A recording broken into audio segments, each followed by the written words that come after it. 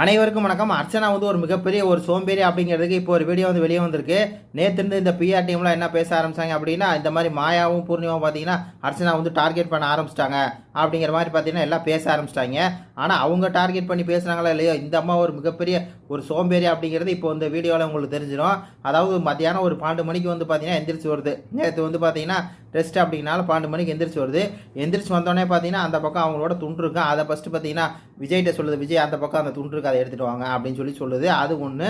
ரெண்டாவது பார்த்தீங்கன்னா பூர்ணிமா எனக்கு வந்து காஃபி போடுங்க அப்படிங்குது. அது 2. ஏன் நீ காஃபி போட்டு குடிக்க மாட்டியா? குடிக்காது, ஏன்னா சோம்பேறி கழுது அப்படி தான் வந்து சொல்லுது.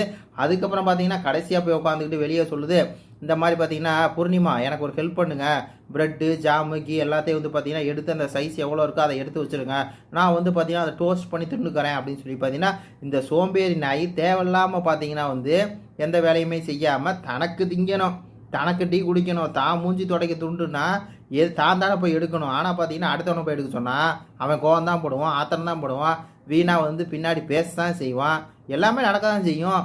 ஏன் இது வேலையை வந்து இது செய்ய முடியாதா? இவ்வளவு ஒரு தூரம் ஒரு சோம்பேறியாக வந்து எவனுமே இருக்க மாட்டான். இதுக்கு பசிக்குது இல்லை, மத்தியானம் 12 மணிக்கு எந்திரிக்கிறேன், மற்றவங்களாம் பார்த்தீங்கன்னா எந்திரிச்சு சாப்பாடெல்லாம் செஞ்சு வச்சுக்கிட்டு இருக்கான்.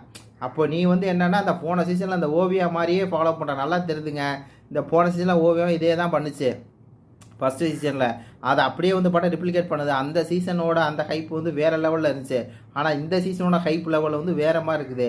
அதில் வந்து ஓவியா சொல்லுச்சு அப்படின்னா அதில் லாஜிக்கும் இருந்துச்சு. ஆனால் இது சொல்லுது அப்படின்னா லாஜிக்கே இல்லை. பூர்ணிமாவுக்கு உனக்கு தான் பிடிக்காது, அப்புறம் எதுக்கு அதுகிட்ட போய் நீ சொல்கிற எனக்கு வந்து ப்ரெட்டு வேணும், ஜாமு வேணும், ப்ரெட்டு ஜாமுக்கு எல்லாத்தையும் வந்து எடுத்து வைங்க, எனக்கு ஹெல்ப் பண்ணுங்கன்னு எதுக்கு கேட்குற? வெக்கமே இல்லையா? ஐயோ சாமி, இந்த மாதிரி ஒரு மானங்கட்ட அர்ச்சனா, இந்த மாதிரி ஒரு சோம்பேறி அர்ச்சனாவுக்கு அவங்க எல்லாம் வந்து கம்பு சுற்றுறாங்க. அதை எப்படி சொல்லலாம் அப்படின்னு சொல்லி மாயா பூர்ணிமா உடனே நான் செம்பு தூக்குறேன் அப்படின்னு சொல்லாதீங்க. அர்ச்சனா வந்து எக்ஸ்போஸ் பண்ணுறேன் அதை மட்டும் சொல்லுங்கள். ஏப்பா நீ வந்து உட்காந்துக்கிட்டு எல்லா வேலையும் இன்னொருத்த பண்ணணும்னா முடியுமா? அவன் பேச தான் செய்வான், அதுக்கு எதுக்கு இடம் கொடுக்குற? நீ ஏன் சோம்பேறிலாம் போய் எந்திரிச்சு போய் வேலையை செய் அப்படிங்கிற மாதிரி தான் இருக்குது. இது பற்றி உங்கள் கருத்துக்களை சொல்லுங்கள். நன்றி, வணக்கம்.